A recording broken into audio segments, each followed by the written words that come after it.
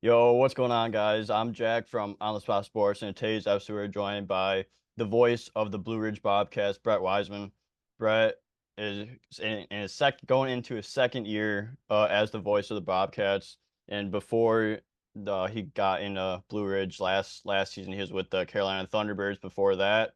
But I'm really excited to get Brett on as we're going to talk play-by-play hockey, like the being the voice of the Blue Ridge Bobcats, what's going on with down in Withville with Hitachi Energy Center. Like I know they got new seating and everything like that. We dive into the Bobcat season a little bit. So I'm really excited to have you on, Brett. So welcome to the show, Brett Wiseman. I'm super pumped, man. And hey, welcome to the league officially. You Yeah. Watertown Wolf, you. Yeah, thank you. I appreciate it. It's gonna be a fun year, and I can't wait to get started over there. Yeah, believe me, my skin is itching to get Oh, going. mine too. I'm ready. Yeah, I've been ready for a long time now, and Like you were saying before we started it, we're to that point of the off season where we're gnawing on our own hands at this point because we can't take it anymore. yeah, it's like I leave in like less than 2 weeks, and I'm like just counting down the days. Like I love being home and everything, but like when it gets to this point, you're like, just the hockey season starting up. Like just get me out there as soon as I can, so we can start camp and get the season rolling. Yep, exactly. And especially, from your perspective as a player, it's got to be, as excited as I think I am, you guys are three times more so. Yeah, yeah, definitely. I'm itching to get back into the net and just like put in a hard off season, like a lot of good work off ice, on ice. So I'm ready to go. But like what's it like going like the off season of like a play-by-play announcer and just being with the team and like heading into the start of the season? I think that's the one thing that I want a lot of people to know is the job doesn't stop April 12th or 13th when the season ends. The job doesn't stop, period. We've probably out of all the teams, probably been the most active on social media.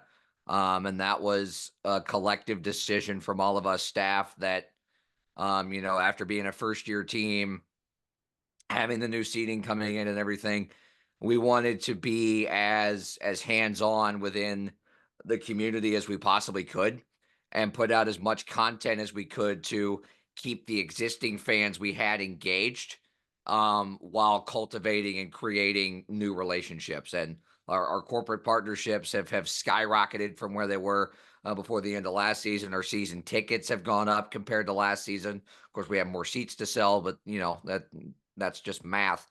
Um, but as far as what the summer is and things like that, it's a lot of everybody sells in minor league hockey. You're the media guy, so what? You got to go sell a dash report. You got to go sell a commercial. For me, I don't have that much sales experience, but not to toot my own horn, but I kind of use the pipes when I have to get the job done. So um it helps when you're selling the team, but you're also selling something that you're over. It Yeah. helps when I'm selling someone a commercial and I'm telling them how I'm going to film it, how I'm going to voice it over, when we're going to play it in the game, and all that. So it's a lot of selling, it's a lot of content creation, it's a lot of idea bouncing. It's a lot of, once you get to September 1, the selling kind of it never stops, but it kind of dies down.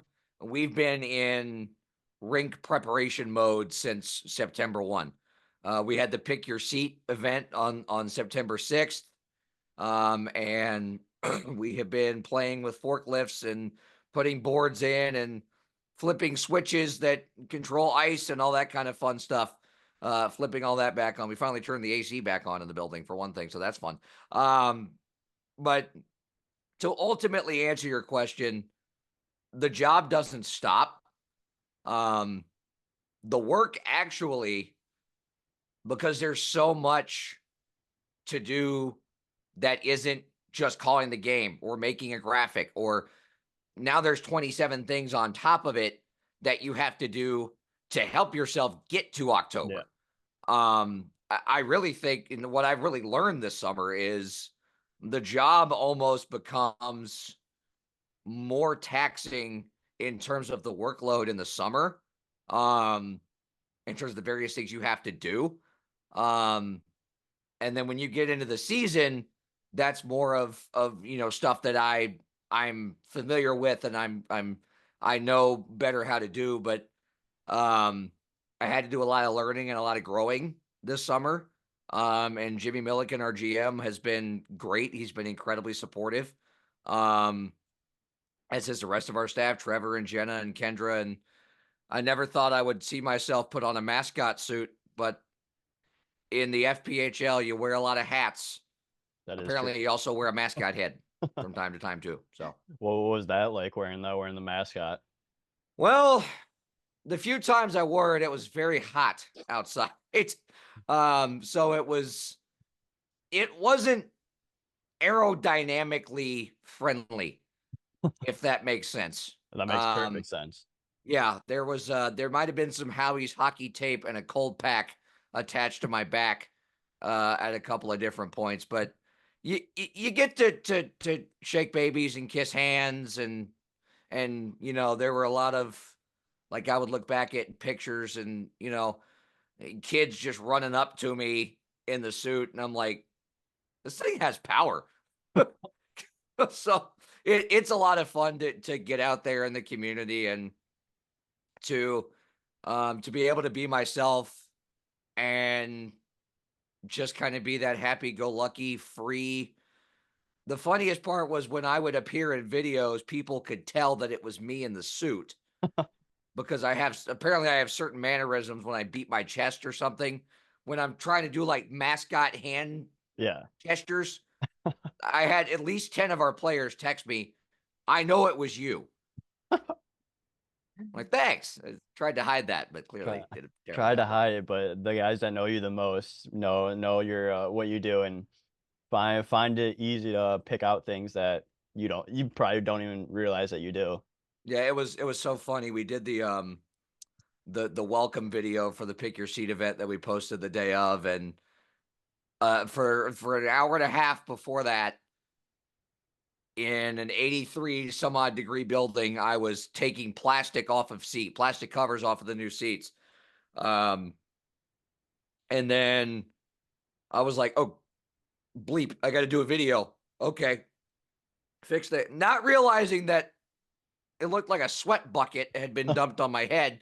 So then I've got Joel Frazee texting me. I've got Stephen Ford texting me. Did you take a shower at the rink? Did you jump into the cold tub? What did someone dump on your head? But as you know, when you get roasted by players as a broadcaster, that means they like you. Yeah. If they're making fun of you, they like you. If no one's doing that, you're doing something wrong. You gotta Exactly. fix up how you're doing stuff. Yep. I got to figure out what my fine total is after the end of last season. So it's probably Yeah. astronomical. Find the boys in court. Yeah, but like you guys are obviously doing a lot of good things in the community and everything like that, as well as getting new seating. Like you guys have like a full on bowl now at the Hitachi Energy Center. So like what what has been like the renovations like, and just having like seeing like it go from like what it was last season to like having like a full on 3,100 seat building now? Yep, 3,600, and then we've got suites and VIP tables that take it up to about a total of 38 Wow. overall capacity, but 3,600 standing seats. Um, when I got here last November, there were still so many remnants of it being a rodeo barn. Yeah. And from then to now, it looks like a completely different building. And I told people this at the Pick Your Seat event. If somebody would walk into our arena right now for the first time and had never seen it before and had no prior knowledge, and you would tell them this was a rodeo barn 20 months ago, they would, what? No. Yeah. Like, it looks like a hockey arena now. It looks like a legitimate hockey arena. I mean, I have an enclosed press box. I've never seen that before, other than maybe in Elmira. But it's just, I call it my new house because it's so you know, It is your new it's house. it is. It's just so great to see, and the flip from the picnic table that Purdy and I had last year, and the camera being attached to temporary bleachers, to actually having a built-in camera position next to our suites.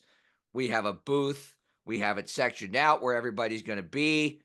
Um, it's just been it's been fantastic. They started taking the old seats out on July 1st, and in 2.5 months' time, it's gone from X rodeo barn to this was a rodeo barn, Yeah. hockey arena. Yeah, because where were you before? Like through like you just said like the camera was like on the old temporary bleachers or whatever, but like where were you and like what was that? Because obviously it's not the most ideal situation when it's just growing and building. But like what was that season like? Yeah, the thing that a lot of people said, and I got it, was that the seating was brought over. Well, the seating was what was there for rodeos and other types of events, so they weren't slanted very high. So it was really hard for some people to see the ice. Yeah, And the top of, I think it was section 103, was our booth, which was just a picnic table with a chain and a backdrop with our logo attached to a chain link fence that Purdy and I stood in front of. And Kelsey, our camera operator, stood to our right. She had to have a step stool to get up to the camera because we had to place it on a massive tripod to get it over top of people. yeah, But we still couldn't get it over the netting, so you still had to look through the netting. But we didn't have a booth. We had a spot in the stands, basically. We had a section of seats that was not to be sold because that was the press box. Visiting broadcaster had the same thing. We had to go in and manually mark it out in the ticket system and everything. But now we have a press box. And to go from, well, you're in section 102, row F, to you're in your own spot. You're yeah, in authorized personnel only. That's a godsend, and it speaks to the quality of what we all want. Is, as we've been steadily stepping things up, we want the broadcast to reflect that. Um, Myself and Jimmy's standards aren't FP or SP. We want an ECHL level flow hockey style broadcast for free to people on YouTube. yeah, We want to bring the best possible, highest quality product we can to people for free, which is what makes our league so great, is that all our games are free for everyone. And we want that product to be the best thing you're going to find in the league on any given night. So we're going to have 3 cameras this year. We're going to have the main camera up top. We're going to have a stationary corner camera in the near side in relation to the booth. And then on the far side, we're going to have by where our guys come on and off the ice, we're going to have a mobile cam that'll get crowd shots during stoppages. And then we'll get our guys coming on and off the ice. So we're going to have a lot of new graphics packages and fancy new things. And we got a technical director now who's going to be pressing all kinds of buttons. It's not going to be on the road. It'll be me running everything, but I only have to worry about calling the game for 28 yeah. home games. So that's good. Yeah, and like that's the thing that like you learn like going to a first year team is how to work everything, how everything's set up and everything, and then the second year like you know what to expect and you're making these changes to help the broadcast like help the stadium like grow as well and like have it not be seen as like a rodeo barn because when like I remember it was our last we played you guys the last two Yeah, games of the our last weekend. season the Yeah. last weekend like just going in there, like really cool barn. Like I actually really liked it, but like you could tell that was like a rodeo barn, and like it's obviously a different style from all the other rinks you see, but it's like cool that like I've seen pictures of what it looks like now and night and day difference, and get a lot more people. Like the fans there are great as well. Yeah, the fan support was fantastic even as a first year team, and it's only gone up from there. That last weekend that you guys came and played us, um, we won the first game that Friday, and then the last game you guys had to win to get in, and you pumped us 7-2. But the funniest thing to me about that was none of our fans left. Yeah. You know, it was not the third period kicked in, and you guys found a different gear, but nobody got out of their seat and left. Mm-mm. Everybody stayed and would not leave until every single one of our guys was off the ice. They stood and applauded, and to have that, just it was just this appreciation of thank you for bringing this product to us. Yeah. Thank you for making us love hockey. Thank you for making us love you. Thank you for making us love this team. Just that level of appreciation from a community that knew next to nothing about hockey before we came was just it was astonishing. Yeah, it really was, and like you can tell that they love hockey and everything, like throughout the year, and like they appreciate and respect like the opponents too. Like we're talking to a lot of the fans, like when we're like by the glass, like throughout the game, like fans would come up to us and just talk, like, "Who are you? Like, what are you doing?" Like stuff like that, and like they're the chillest and nicest people that you could meet, especially in a road barn. So like it goes a long way for both the organization and the fan base as well. It does. And that's the great thing about our fan base being so curious about everything. And everything going on with the league. I mean, the people will message me on Facebook questions left and right. What's this mean? But, I love educating people on that. Yeah, And I love getting to tell them about our guys. I love getting to tell them about guys on other teams. I love getting to tell people about guys like you. And things I know about certain guys and things that I've seen. And I love complimenting guys on other teams, contrary to what some other teams fans may think, but that's beside the point. um it's just been so fantastic to see this fever catch yeah, in Withville. yeah, absolutely. And like it's just gonna continue to grow and grow every single year that you guys are in the league, and every year is gonna get more and more people involved, like with experience, like everything as well, like with the social media, like the promotions, like everything, like what you guys are doing now is great as well. But like every single year is gonna keep growing, and you learn new things throughout the seasons to help benefit the organization and grow it even more. Yeah, I mean, I'm learning new and interesting and exciting things every day I come to the office. And it's so great to go into an environment and in an office work environment where not not every member of the staff, no one's in it for themselves. Everyone is in it for the good of the team and Yeah, the good of the organization. And like I said, we've been trying to step things up with the rink and the broadcast and the social media. Well, Coach Zemi and Jimmy want the on ice product to reflect that. And when you yeah, see the guys that we've brought in, a lot of which some of which I'm sure you know or if you've crossed paths with at some point. Um, you look at the team that we've built so far.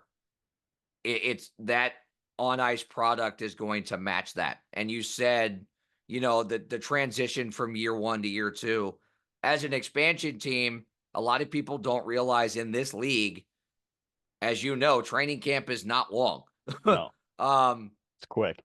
so Zemi had 3 weeks to build a roster and trim it down, and boom, you're playing games that count. As a first year team in this league at this level, you don't really know what kind of team you have until after Christmas. And I've told people this for months on end. If if in January we had the roster that we had at the end of the season, we would have jumped Mississippi and Port Huron, because those two teams, I don't know what happened, but both of them just hit walls and tanked and fell. And as they did that, you saw us steadily start to rise, but we were just a little bit too far behind the 8 ball. But we beat Carolina, we beat Columbus the 2 weekends before we played you guys at the end of last season. And Zemi's style of, you know, as an App Stater, this is what I turn back to, when I tell people about App State football, but it applies to the Bobcats even more so. We might not beat you, but we are going to be a pain in the rear end to play against. Yeah. And that's what I think every team wants. And that's something that Zemi's gotten everybody to buy into is, when you come to our rink or when you see our bus pull up outside, pack a lunch, because it's not going to be an easy night. Yeah, that's what all teams strive for and everything like that. And like obviously you're going into year two as the voice of the Bobcats and the organization as a whole as well. So like what can you expect from like the 2024-25 Bobcats? I think from an entire organizational perspective, everything's just going to be bigger and better. Um, the way the seating's constructed is kind of a horseshoe style. I don't know if you've been to Winston-Salem, but Mm. it's essentially the same. It's, along on the sides, you've got some seating behind one of the nets, and then the other Zam door is kind of clear. But all the seating being metal, and all the sound is going to come down right on the ice. It's going to be an incredibly fun place to play if you're wearing our sweater. It's not going to be a fun place to play if you're an opponent. And um, you guys don't come to us. I don't think we play you guys at all, which I'm a Yeah, I little don't bit think sad so. about. Yeah. I would love to go back to Watertown and see Jeff Barrett. Jeff, I'm still waiting on my appearance with Brews with Barrett. I don't know if you can make that remote, but that and some Tully's tater tots would be nice. Jeff's a beauty. Jeff's a beauty. Tully's is fantastic. I remember when I was in Carolina. Um, Boy, that was a fun time. I ended up eating tater tots at 3 a.m. with Blake Peavy while we were waiting to find out if Justin Bione had overcome his food poisoning from Chipotle in the Watertown Memorial Hospital. So Oh, that was a fun night. always stories for days in the league and like just playing the game and being around the game. Like you have so many stories that come up and like stories you'll never forget. Yeah, and the one thing I love about going on the road is getting to know you guys and getting to learn so much about you guys and spend all this quality time with you guys. And that's what makes this a dream job for me is I get to hang out and be a part of a professional team. And that's something that as a kid I always dreamed about. I was watching the 2009 Stanley Cup final with my dad. Um, Is that the Red which was Wings Penguins Yep, series? Red Wings Penguins. Doc Emmerich was calling on NBC. I was 10 years old, and I pointed to the TV and I told my dad I was doing that, and he was like, "I believe you." And here we are.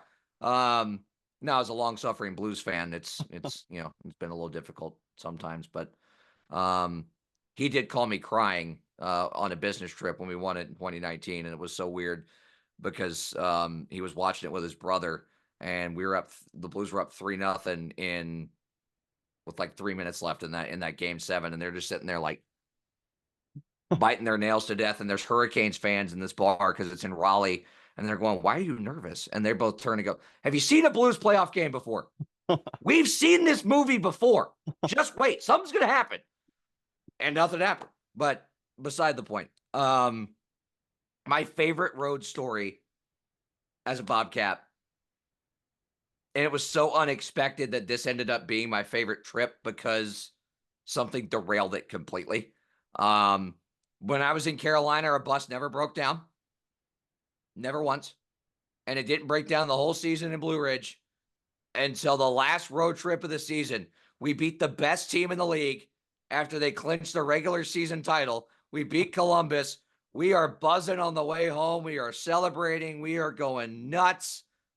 15 minutes into the drive, boom, tire blows. We're on the side of I-85, and we're getting Ubers and courtesy rides from the sheriff, plural, to the nearest La Quinta. But that became my favorite trip because nobody left each other's side. Yeah. We all stayed in Danny Martin's room.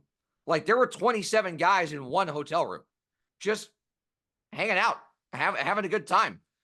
I don't think anybody slept. There was a running joke that we were going to try and get Zach Tattern to drive us to Atlanta because he'd never been. But that's again beside the point.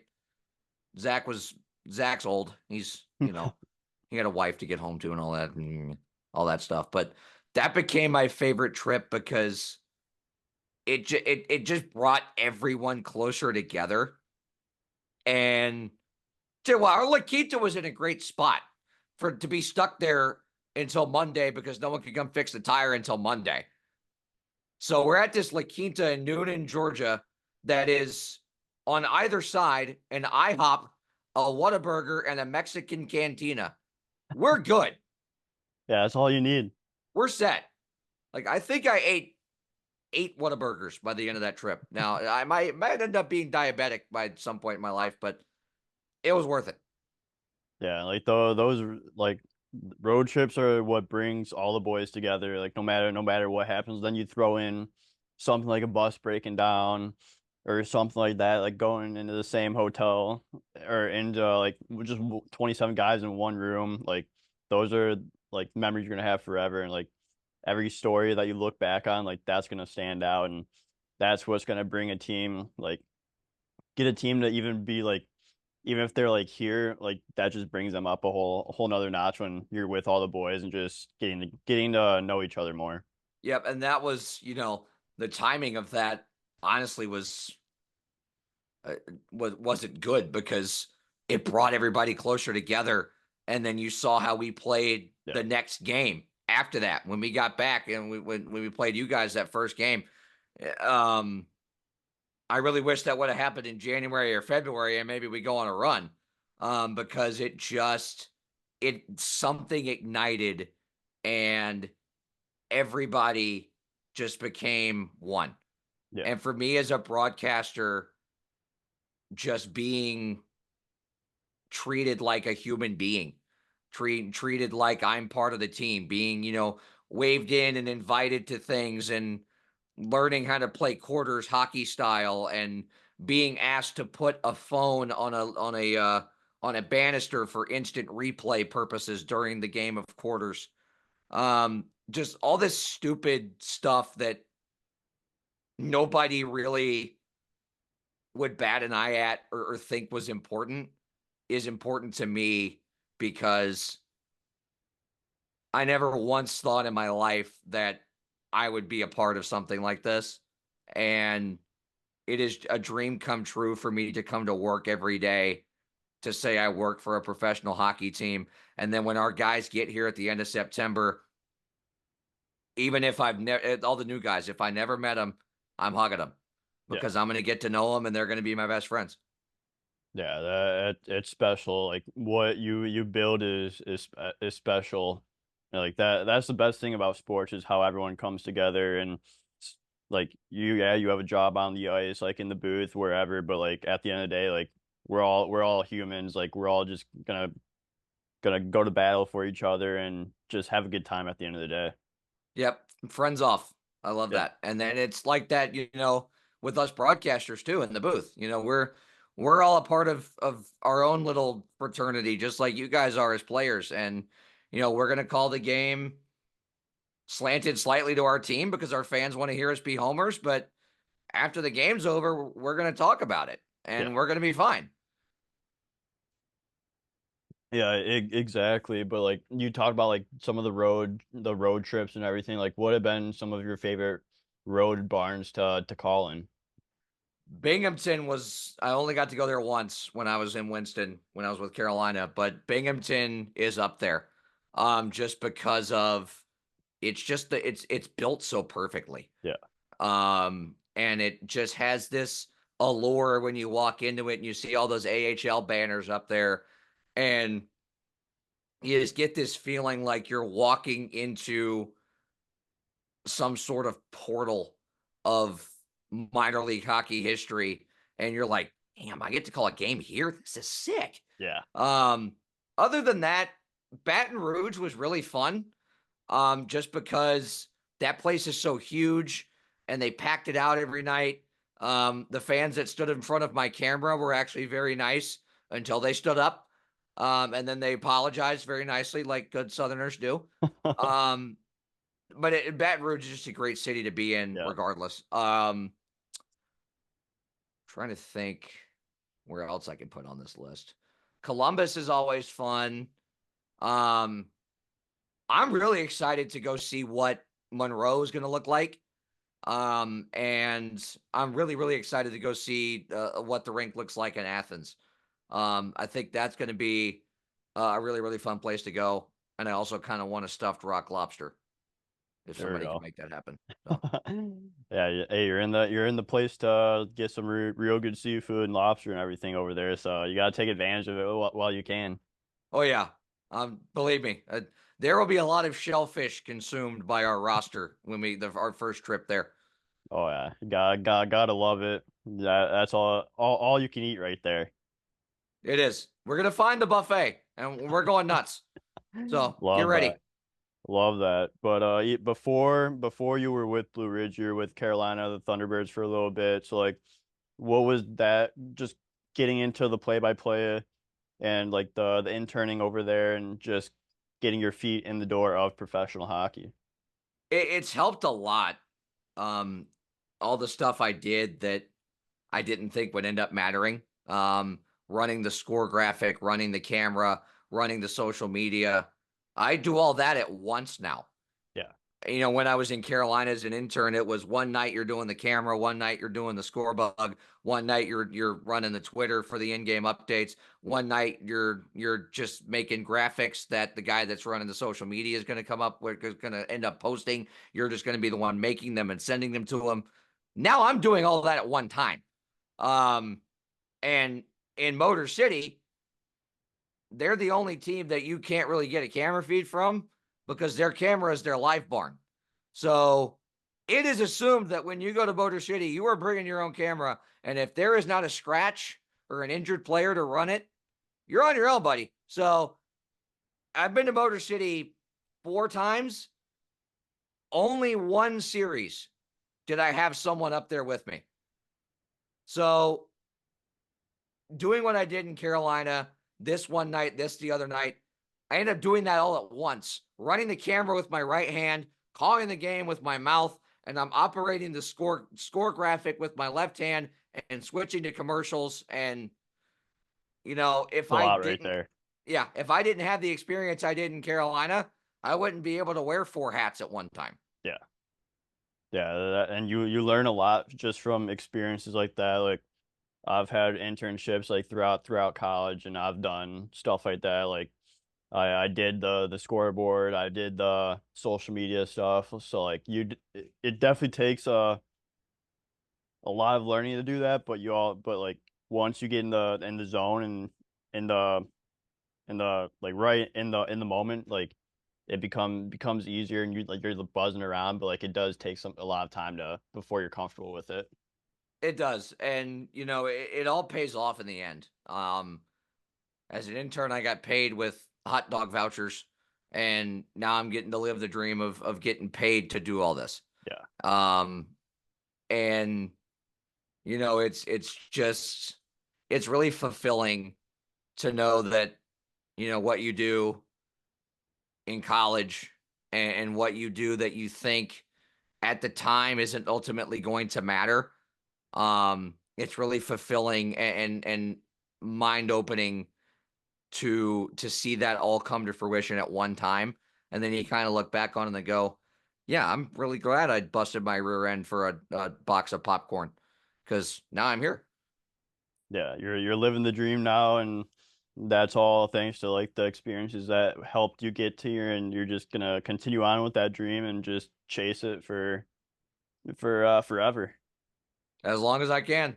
As Yeah. long as somebody hands me a microphone and I'm near a rink, I'm good. Ridge, like you have like a lot of like road stories uh that like are really good and like really like help the team get get all like get the boys together and like really like have like the boys bond and everything. Like, do you have any stories from that from your time in Carolina like that, or any road stories that stick out to you? In Carolina, I guess the main sticking out road story would be actually involved me getting injured, if you can believe that. Wow. Yeah, the media guy got injured. Wow. So we were at Applebee's in Danbury before we were there for the Commissioner's Cup final. And I'm sitting with everybody. You do your your 2 for 20. You pick your Yeah. second. Danny Martin picked me out of the crowd. He was like, "You're with me. We're getting this and this." So everybody's settling up at the end of the night, and um, with a party that big, I think that the waitress might have gotten confused somewhere along the line, and apparently we were overcharged like $123. And then we whittled it down. Danny and I whittled it down on everyone's behalf to, okay, she just forgot to charge one person's Pepsi. Okay, Yeah. fine. I'll pay for the Pepsi because that guy's on the bus and he's probably asleep already. So I'll pay for the Pepsi. It's fine. And Danny was like, all right, cool. I'm going to go back to the bus. The Danbury Applebee's, where you have to park for that, is kind of behind it, adjacent in a traffic circle kind of thing, is where you have to stick the bus. Um, And me being a people pleaser, I heard John Butita, who's our captain, He's a yell. beauty. Yeah, I heard Boots yell out of the window of the bus, Brett, you better bleep and run. I want to go back to the hotel. I want to go to bed. And I'm in unlaced Jordans. Not the sprinting type shoe. So I take off running. I'm like, okay, the captain told me to run. I'm going to run. So I take off, dead sprint. It's dark. There's a giant, like moon crater sized pothole. Oh, I hit it. I fall forward. I barrel roll, but I rolled so fast and popped back up that everyone on the bus thought I was faking it. So, like, I hear the bus is just, the boys are just laughing their butts off. They're going nuts. They love it. And I get back on the bus and like there I have road rash all over my leg. My arm is bleeding. And they're like, we thought you faked it. I'm like, does it look like I faked it? no. No, it doesn't. No, I did this for you. You're welcome. Yeah, But that yeah, that had to be the funniest story from Carolina for sure. But there were a lot of memories from Blue Ridge too, last year, and I can't wait to make more this year. Um, Especially trying to get the guys to go to Bucky's. There were a lot of guys that had never been to Bucky's that were on both the times we went. Jacob Wolf is very fond of Bucky's now, but he says it only as he can. We go to the Bucky's. yeah, I've only been I think I've only been to Bucky's like once, and I really wasn't there for that long. So I got to go back next time I go over there and go out a little more. Next time you go through there, whenever we go to Baton Rouge or Mississippi or Monroe or wherever that direction, there's a Bucky's in Sevierville, Tennessee, which is like right on our route. Yeah. So we either go there or on the way back. Same thing for going to Columbus and Athens, because we go that way instead of going through Charlotte to get to Atlanta, which would just be traffic to more traffic. Yeah.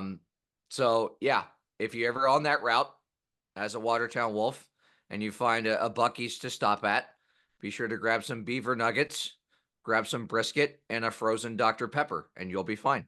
That's a great road snack for just to bring on the bus right after you get out, use the bathroom, you do whatever, walk around. It's a great The bus snack. bathrooms are elite at Bucky's, I might add.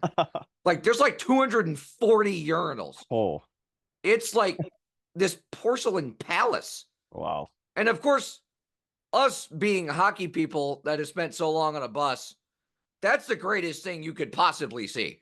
Yeah. Yeah, especially hours and hours on the road. Like that would be a miracle in the making if you Yes. stop at Bucky's and you see that.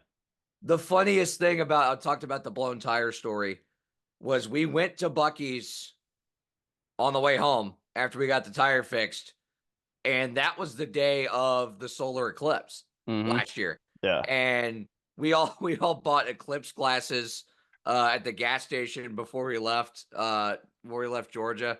And we're all looking out the window trying to see it, and you know, and we get to the Bucky's, and the funniest thing, because that whole trip was just so wild, a rainbow popped up over our bus, like Wow. just over our bus, and I'm like, you can't make this stuff up, man. You can't No. make this stuff up. No, you definitely can't make that up. And like I remember I was in a Walmart parking lot for the solar eclipse. Like that was like the solar eclipse. I didn't really expect it to be that cool, but it was actually like pretty cool with like how it got pitch black for like 5 minutes and then it literally went back to being daylight at like 3 o'clock in the afternoon. Like it was Yeah, it crazy. was so weird. Our bus driver put on eclipse glasses to drive, and I'm like, "How did you see when it was dark?" And she was like, "Well, if I didn't put them on, I wouldn't be able to see. Period. I'd been blind the rest of the trip. So you're welcome." I was like, "That's a fair point." Save the So, bus again from going off the road. yep. Oh, that reminds me. One other story. We're in Motor City this past year. Um, I, being at the front of the bus, am in charge of the DVD selection. Um, so I'm switching discs out. Our bus driver thinks she can make it through the stoplight. She then very quickly realizes I'm driving a large passenger vehicle. I can't make it. So she slams on the brakes, and she drives her daughter's softball team's bus in the summer. So she went with like the mom arm move to try and keep me from falling forward. Yeah. Um, there's like this little platform in front of where my seat is because it's right by the door. So there's this kind of little rail blockade kind of Yeah. thing. Um, so I fly forward when she slams on the brakes. She mom arms me, she misses, and I end up slamming into the barricade thing and catching Ouch. myself. And the bus just goes nuts. They were like, that was a great save. It's a tremendous save. They're going nuts. Let's go, Brett. Attaboy. Great save. Greener, why couldn't you make a save like that when we needed you to? Shut up. Just giving everyone just going off on everyone, Just going giving off them on all shit. everyone. Yeah. On my behalf. And I was like, let it be known I almost died so you could watch Ted too. That's the guy you want on the bus, the one that's gonna take it all for the movie. I will. I will fall. I will run through the windshield for my guys to watch A Million Ways to Die in the West for the fourth time this season. Yeah, and like that, like when the boys give you that's when you know the boys really like you is when they're just giving everyone else shit and like giving you shit like that's what you gotta love. That's yeah. That's when you know. That's when you know, and that's a really really good feeling to know that you're on the good side. The Yeah, bad news is that means you're probably getting fined for something at some point, but it yeah. is what it is. Hey, that's how the room works. That's how it works. But like before you joined like the professional ranks, like you're at Appalachian State. So like what and so you went through there, you got you got your major, and then like what really got you into wanting to be like the voice of a team, like doing like play by play, like what really made you want to do that? Well, growing up, I mean, I talked about Doc Emmerich and I listened to Gary Thorne a lot Yeah. on ESPN, but I growing up, we couldn't really afford, and there it was before, Stream East or, however you could find a way to watch games. I was a big radio guy. And where I am at home in North Carolina, the station in St. Louis, KMOX, is an AM station that always comes in at night. And I would fall asleep almost every night from save for a couple months out of the year, maybe. Um, Actually, really never. That I didn't go to bed a lot of nights without KMOX on because the Blues were on KMOX at that point. So I was either listening to Ken Wilson and then Chris Kerber, or I was listening to Jack Buck and then Mike Shannon and then John Rooney. So I was listening to guys that were voices of teams. I'm a Packers fan. I was named after Brett Favre and Brett Hull. I still question on my father whether he gave me a blessing or a curse in that regard, but um, we never got NFL Sunday ticket, so um, it was cheaper to just get satellite radio or whatever the audio package was, and I listened to the Packers radio every Sunday, and just had like Game Center going to track it. So I developed this affinity for those that were voices of teams, and I heard the stories that my dad would tell of him and his brothers falling asleep to the radio every night listening to Ken Wilson, and before him Dan Kelly. Before he passed away, Dan Kelly was the radio announcer for the Blues, with also being the voice of Hockey Night in Canada on CBC. Um, the stories that I heard from them, and then getting to do it myself, and just I just had this I had the dream, and then it kind of turned into, I don't want to just do it for anybody. Yeah. I don't want to do it for everybody. I don't want to be neutral. Um, I want to get excited for people, and I want to be a part of something. And the more I started to learn when I got into the broadcasting program at App State, while I was helping out with the club hockey team and doing all the like the student radio stuff and all that other stuff. Um, I remember talking to my advisor, and he said, "Well, what in broadcasting do you want to end up doing?" And I said, "I want to be the voice of a team." And he said, "You're going to have to learn how to sell," because I was trying to decide on my minor, because I had to have a minor. So I made my minor general business, and if I didn't do that, I would not have been able to do what I have had to do all summer. I didn't have that much sales experience coming into this summer, but I had that to fall back on. And it goes back to what we were talking about earlier, where, you're thinking a lot of this stuff doesn't matter at the time. Um, Everything in life, career wise, or just in general, that you think might not matter at the time, at some point is going to have a big impact and is going to rear its head. And it's your choice whether or not you're going to run with it and allow that to be a positive, or you're going to let it set you back.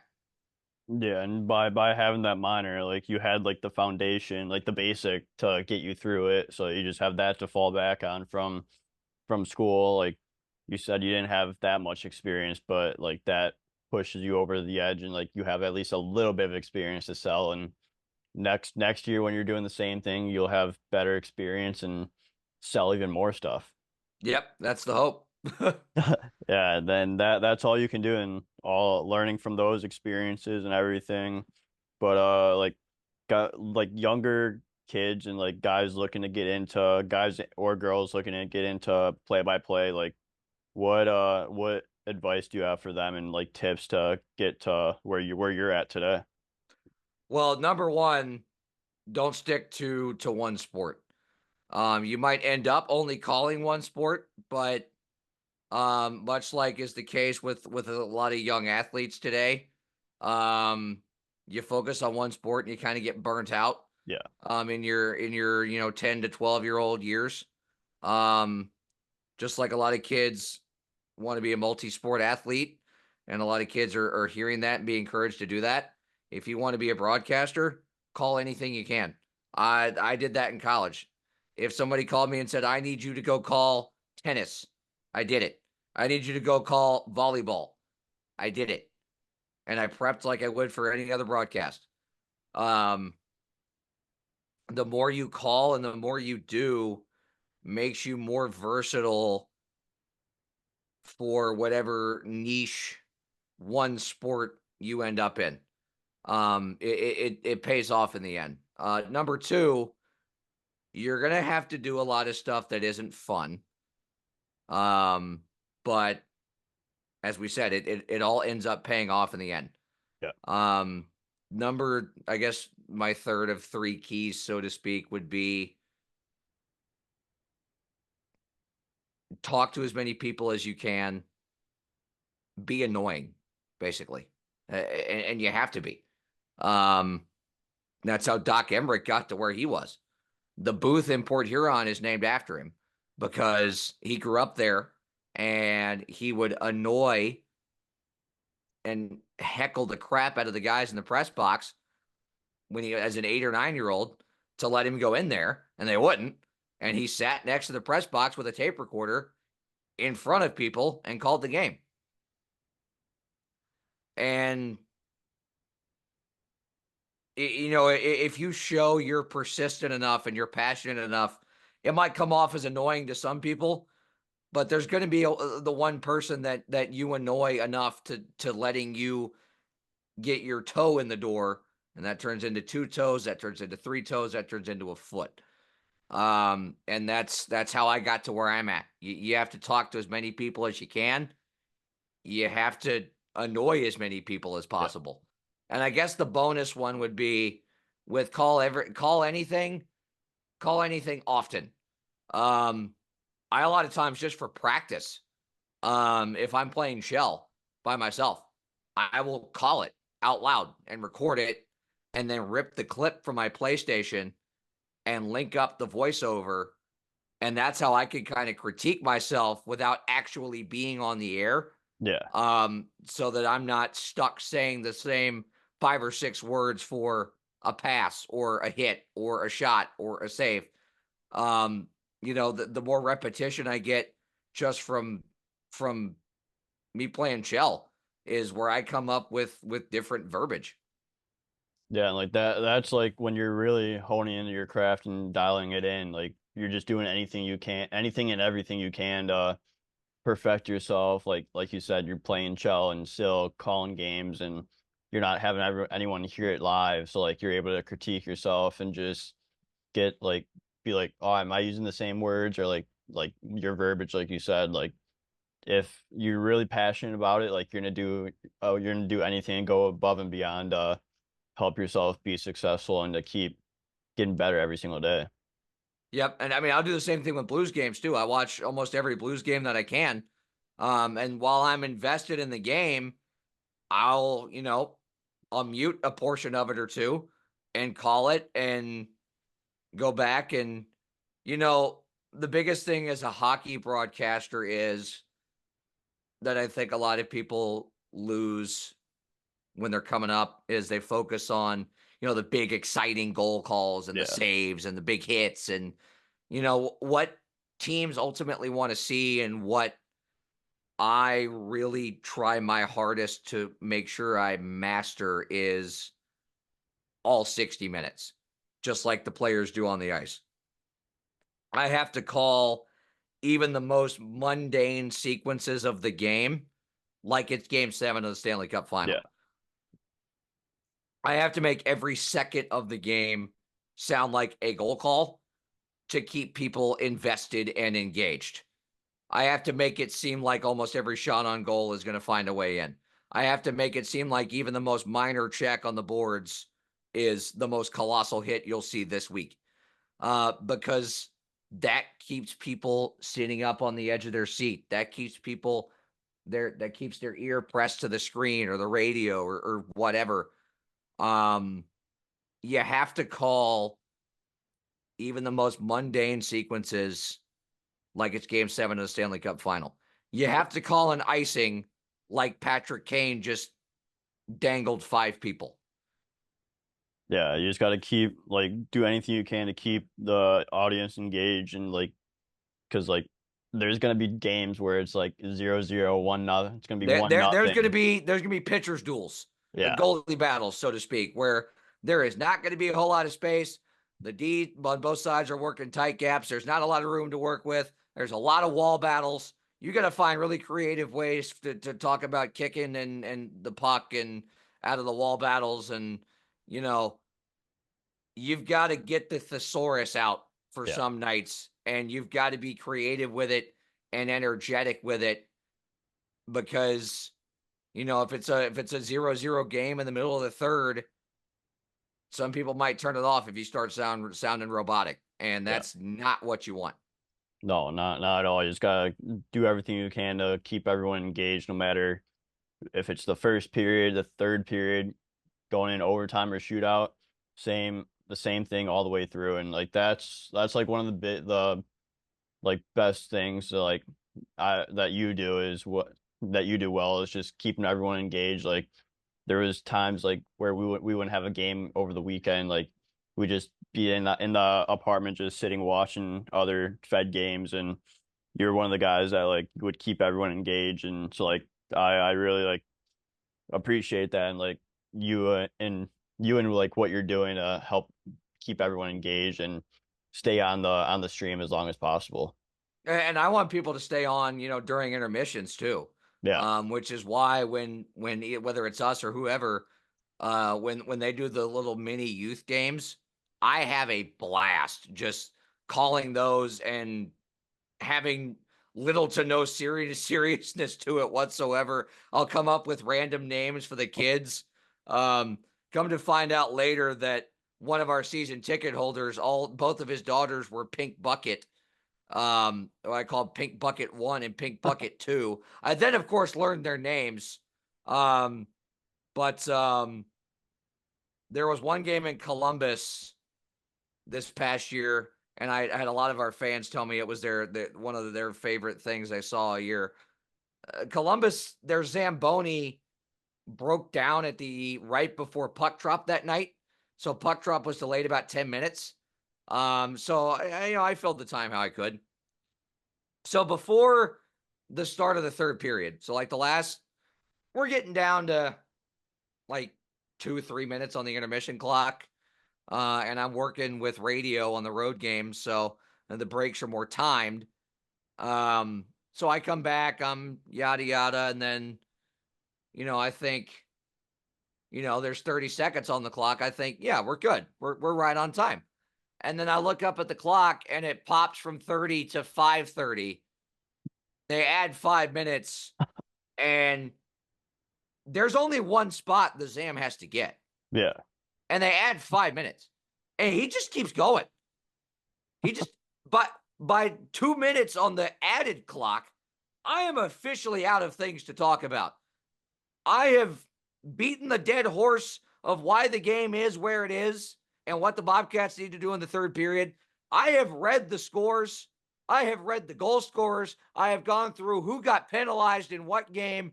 I am out of things to talk about before the game restarts. So then I just start doing play-by-play of the Zamboni. And I start chirping the Zamboni guy because I'm like, well, clearly we came to watch this guy.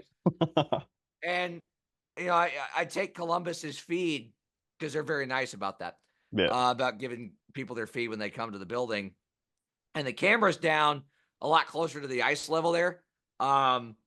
So there's somebody cut the clip, and I think it ended up like being a meme in one of the FPHL fan groups or something, because the Zam guy is out of frame, and I'm looking down at my monitor, and I'm like, oh, there he goes. Whee! But that's the kind of stuff you have to do. I'm out of stuff to talk about, so I'm just going to be stupid for the next 5 minutes and hope you stick around until the game actually restarts and then I can actually be serious. Yeah. You just gotta fill the dead space with creativity and have it be fun because there's nothing else going on. You want to keep everyone engaged. Like that's an awesome way to look at it and just find any excuse, any way to bring creativity into the picture. Yep, like I said, I don't as soon as we go live on YouTube, anybody that's tuned in, I don't want them to flip to another game or Yeah. stop tuning in. I want the game and our broadcast and my call to be so enthralling that they can't look away. Yeah, exactly. And that's how it should be, and like that's how you get more and more viewers and viewership throughout the course of the year, and it's just gonna increase over time if you keep doing that. That's the plan.